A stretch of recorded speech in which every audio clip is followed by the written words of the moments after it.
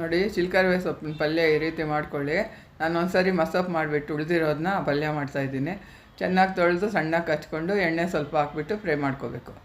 ಈ ಥರ ಒಂದು ಮುಕ್ಕಾಲು ಫ್ರೈ ಆದಾಗ ಒಂದು ಈರುಳ್ಳಿನ ದಪ್ಪ ದಪ್ಪದಾಗಿ ಕಟ್ ಮಾಡಿಕೊಂಡು ಇವಾಗ ಹಾಕ್ಕೋಬೇಕು. ನೋಡಿ, ಮೊದಲೇ ಈರುಳ್ಳಿ ಹಾಕಿದ್ರೆ ತುಂಬ ಮೆತ್ತಗಾಗಿ ಹೋಗುತ್ತೆ, ತಿನ್ನೋವಾಗ ಅಷ್ಟು ಅಲ್ಲಿಗೆ ಸಿಕ್ಕಲ್ಲ.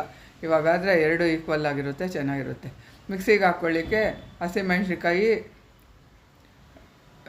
ಹಸಿ ಕೊಬ್ಬರಿ, ಬೆಳ್ಳುಳ್ಳಿ, ಕಡಲೆಪಪ್ಪು ಮತ್ತು ಉಪ್ಪು ಎಲ್ಲನೂ ಮಿಕ್ಸಿಗೆ ಹಾಕ್ಕೊಂಬಿಡ್ಬೇಕು. ಅದನ್ನ ಈ ಪುಡಿ ಇಲ್ಲಿ ಹಾಕ್ಕೊಂಬಿಡ್ಬೇಕು. ನೋಡಿ, ಹಾಕಿ 1 ನಿಮಿಷ ಅಷ್ಟೇ ಫ್ರೈ ಮಾಡಿಬಿಟ್ಟು ಅರಿಶಿನ ಸ್ವಲ್ಪ ಹಾಕ್ಕೊಂಡು ಸ್ಟವ್ ಆರಿಸ್ಕೋಬೇಕು. ನೋಡಿ, ಒಂದು ಬೌಲ್ಗೆ ಹಾಕ್ಕೊಂಬಿಟ್ಟು ಸ್ವಲ್ಪ ಅನ್ನ ಜಾಸ್ತಿ ಪಲ್ಯ ಹಾಕ್ಕೊಂಡು ತಿನ್ಬೇಕು. ನೋಡಿ ಏನು ಚೆನ್ನಾಗಿರುತ್ತೆ ಅಂತೀರ. ಈಸಿ ಅಂದರೆ ಈಸಿ. ಸ್ವಲ್ಪ ಸೊಪ್ಪಾಗಿದ್ದಾಗ ಫ್ರಿಜ್ಜಲ್ಲಿ ಅಲ್ಲಲ್ಲಿ ಇದ್ದು ಮೆತ್ತಗಾದ್ಮೇಲೆ ಬಿಸಾಕ್ತೀವಲ್ವ, ಸ್ವಲ್ಪ ಇದ್ರೂ ಈ ಥರ ಮಾಡ್ಕೊಂಬಿಡಿ. ಹೊಟ್ಟೆಗೆ ಸೇರುತ್ತೆ ಅಲ್ವಾ, ಸೊಪ್ಪು ಒಳ್ಳೇದಲ್ವಾ, ಮಾಡ್ಕೊಳ್ಳಿ.